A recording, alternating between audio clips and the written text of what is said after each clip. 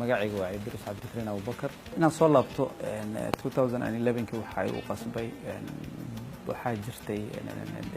baahi badan iyo waxa dhacay abaaro marka kadibna maadaama qof shakhsi Soomaaliyeed aan ahay waxaan sameeyay si tabaruca inaan hay'ad la shaqeeyo waqtigii 2 bilood camal ah wadankan ku soo laabtay meel badan baan tagay waxa ii soo baxay hadii wadankeena inuu ka baxo baahida iyo markastaba muxuu ahay abaaraha in dadka qofka Soomaaliga inuu shakhsi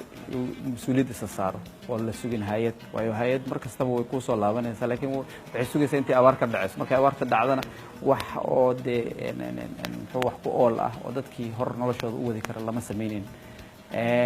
tii markii waxay ugu qasabtay inaan shaqadii iska casilo wadankan ku soo laabto muxuu ahay company-gan aan abuurno anoo isku dayayo cilmigii jaamacadda aan ku bartay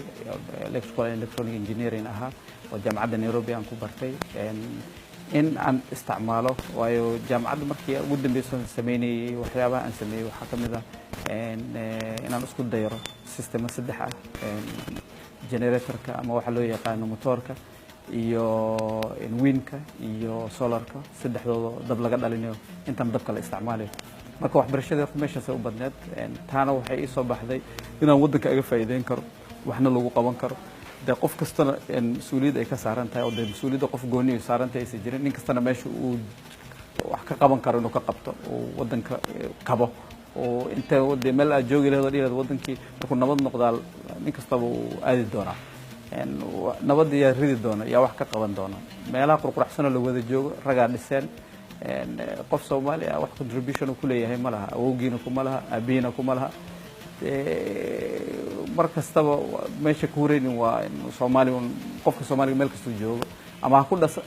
dhashay ama soo ku dhalan qiimo wuxuu yeelan karaa bis markay tan qiimo yeelo marka kulleeyda mas'uuliyadaas waxaan u maleynaa dad badan inay dareemayaan wadankana waa laga qaban karaa waana lagu soo laaban karaa shaqooyin waa la abuuri karaa shaqana waa laga abuuran karaa hantina waa laga soo saari karaa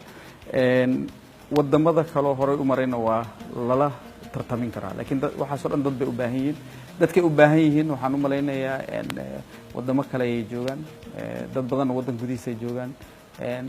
dadka shaqooyinka fiican iyo muxuu ahay wax soo saar kale wadamada kale joogan wax soo saarkooda iyo shaqooyinkooda fiican in wadanka la yimaadaan waxa ay qabtaan waa wax muhiim ah